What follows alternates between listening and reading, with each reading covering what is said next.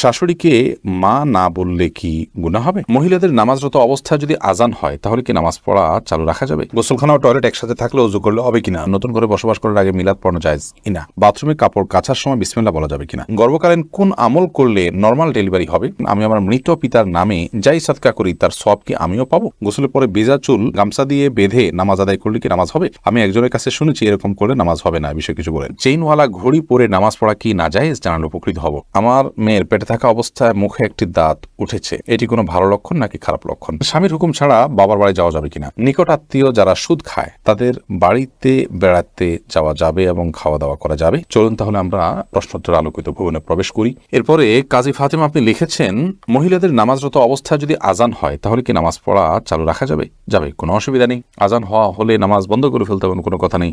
আপনি নামাজ পড়ছেন, ইতিমধ্যে আজান শুরু হয়ে গেছে, আজান মুয়াজ্জিন সাহেব দিতে থাকুক, এদিকে আপনার নামাজ আপনি কন্টিনিউ করতে থাকেন, কোনো সমস্যা নেই।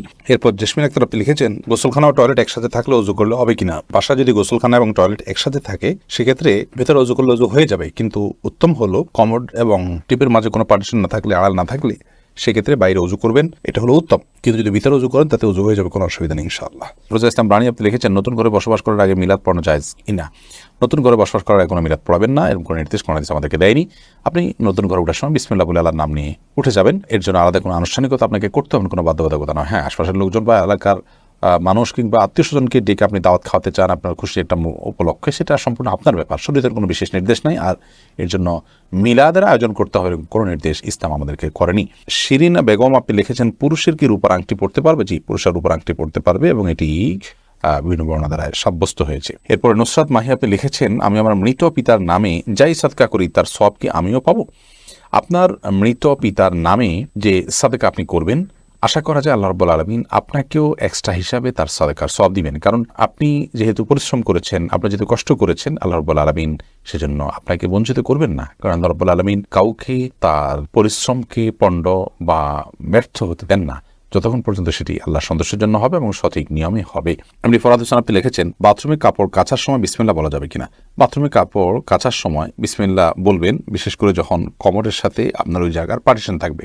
যদি পার্টিশন না থাকে তাহলে ওযুর সময় যেরকম মুখে বিসমিল্লাহ বলা নিষেধ, অনুচিত, মাকরু, ঠিক একইভাবে এখানেও মুখে বিসমিল্লাহ বলবেন না, মনে বিসমিল্লাহ বলে কাপড় কাচবেন। মাই হামাদ আপনি লিখেছেন, গর্ভকালীন কোন আমল করলে নর্মাল ডেলিভারি হবে? গর্ভকালীন সময় এরকম কোনো বিশেষ আমলের কথা কোন হাদিসে বলা হয়নি যে আমল করলে নর্মাল ডেলিভারি হবে। তবে হ্যাঁ, গর্ভ যাতে নর্মালভাবে হয়, অপারেশন করতে না হয়, সেজন্য আল্লাহর রহমতের কাছে আপনি সাধারণভাবে দোয়া করতে পারেন। আর দান এবং সাদাকা এটা মানুষকে কঠিন কোনো পরিস্থিতি থেকে উত্তরের পথ দেখায়, বিধায় এরকম পরিস্থিতিতে আপনি কিছু দান সাদাকা করতে পারেন এবং বিশেষভাবে ইস্তেগফার, দুরূদ সহ যে আমলগুলো বান্দার খুব কঠিন সিচুয়েশনে পড়লে আল্লাহ তাআলা তার জন্য বিষয়টিকে সহজ করেন, সে আমলগুলো আপনি বিশেষ করে করবেন। আল্লাহ তাআলার কাছে সাধারণভাবে দোয়া করতে থাকবেন। এছাড়া সুনির্দিষ্ট কোনো দোয়া বা আমল কোন হাদিস আমাদেরকে শেখায়নি যেটার মাধ্যমে নর্মাল ডেলিভারি হবে। মিথিলা মলি আপনি লিখেছেন, রাস্তার পাশে কবরস্থান থাকলে নাপাক অবস্থায় গেলে কি গুনাহ হবে? রাস্তার পাশে যদি কবরস্থান থাকে তাহলে সেই কবরস্থানে আপনি নাপাক অবস্থায়, অর্থাৎ আপনার ওযু নাই অবস্থা আপনি প্রবেশ করলেন, কোনো অসুবিধা নেই, আপনি জিয়ারত করতে পারেন। কবর জিয়ারত করার জন্য যে আপনাকে ওযু অবস্থায় থাকতে হবে এরকম কোনো বাধ্যবাধকতা নেই। এক নিমিষে আইডি থেকে আপনি লিখেছেন, মেয়েদের পায়ে কি স্বর্ণের নূপুর পরা যাবে? যাবে, কোনো অসুবিধা নেই। মেয়েরা স্বর্ণ বা রূপা যে কোনোটি পড়তে পারে, তো সেক্ষেত্রে স্বর্ণের নূপুর পড়বেন না রূপার নূপুর পড়বেন সেটা আপনার বিষয়। স্বর্ণ এবং রূপা এটা শরীরের কোনো অঙ্গ প্রত্যঙ্গে পড়তে নিষেধ, এমন কোনো কথা নেই। বিধায় মেয়েরা মাথায়, হাতে, কানে যেরকম স্বর্ণ পড়তে পারেন ঠিক একভাবে পায়ে নূপুর হিসাবে স্বর্ণ ব্যবহার করতে পারেন, কোনো অসুবিধা নেই। জারিফা জান্নাত আপনি দেখেছেন, গোসলের পরে ভেজা চুল গামছা দিয়ে বেঁধে নামাজ আদায় করলে কি নামাজ হবে? আমি একজনের কাছে শুনেছি এরকম করলে নামাজ হবে না, বিষয় কিছু বলেন। না, এরকম করে নামাজ হবে না এমন কোনো কথা নেই। আপনি একজন নারী হিসেবে আপনার পুরো শরীর আপনাকে ঢেকে নামাজ পড়তে হবে, শুধুমাত্র মুখমণ্ডল এবং দুই হাতের কবজি আপনি খোলা রাখবেন, এর বাইরে অন্য কোনো শর্ত নেই। আপনি গামছা দিয়ে ঢাকেন বা গামছা দিয়ে বেঁধে তার উপর দিয়ে অন্য একটা কাপড় দিয়ে ঢাকেন, কোনো অসুবিধা নেই। আইরিন সুলতানা মাহি আপনি লিখেছেন, টেপে ওযু করলে নিচে বালতি থাকে, ফলে ওযুর পানি বালতিতে পড়ে, সে পানি কি টয়লেটের কমোডে ঢালা যাবে? ঢালা যাবে, কোনো অসুবিধা নেই, বরং ঢালাটাই উত্তম। বিশেষ করে কমোড পরিষ্কারের জন্য, টয়লেট পরিষ্কারের জন্য বা কোনো গাছ ইত্যাদি থাকলে সেগুলোর গোড়ায় পানি দেওয়ার জন্য, যে কোনো কাজে আমরা এই পানিটা ব্যবহার করাই উচিত। কারণ ওযুর যে পানিটা, এই ব্যবহৃত পানিটা এটা অন্য কাজে লাগানোটা কোন হাদিসের দৃষ্টিকোণ থেকে কোনো নিষিদ্ধ কিছু নয়, এটা নাপাক নয়। আর এটা আমরা হয়তো এটার মাধ্যমে পবিত্রতা অর্জন করতে পারবো না, কিন্তু অন্য যে কোনো কাজে আমরা ব্যবহার করতে পারবো। ধরুন কমোড পরিষ্কার করা কিংবা বাথরুমের ভেতরের অংশ পরিষ্কার করার জন্য পানি ঢালতে পারি, কোনো অসুবিধা নেই, কারণ এই পানিটা নাপাক নয়। কাজল আইডি থেকে আপনি লিখেছেন ওযু করার পরে কি আয়নায় মুখ দেখলে ওযু ভেঙে যাবে? না, কোনো অসুবিধা নেই, ওযু ভাঙবে না। সৈয়দ আবু হায়দার আপনি লিখেছেন চেইনওয়ালা ঘড়ি পরে নামাজ পড়া কি নাজায়েজ? জানালে উপকৃত হব। না, চেইনওয়ালা ঘড়ি পরে নামাজ পড়লে যেটা নাজায়েজ হবে এমন কোনো কথা নেই। আমির হামজা আপনি ইউটিউব চ্যানেলে আমাদের প্রশ্ন করেছেন, আমার মেয়ের পেটে থাকা অবস্থায় মুখে একটি দাঁত উঠেছে, এটি কোনো ভালো লক্ষণ নাকি খারাপ লক্ষণ? সন্তান গর্ভে থাকা অবস্থায় যদি মুখে দাঁত উঠে সেটা কোনো খারাপ বা ভালো লক্ষণ নয়। এটার ডাক্তারি কোনো ব্যাখ্যা আছে কিনা সে ব্যাখ্যা আপনি জানার চেষ্টা করবেন।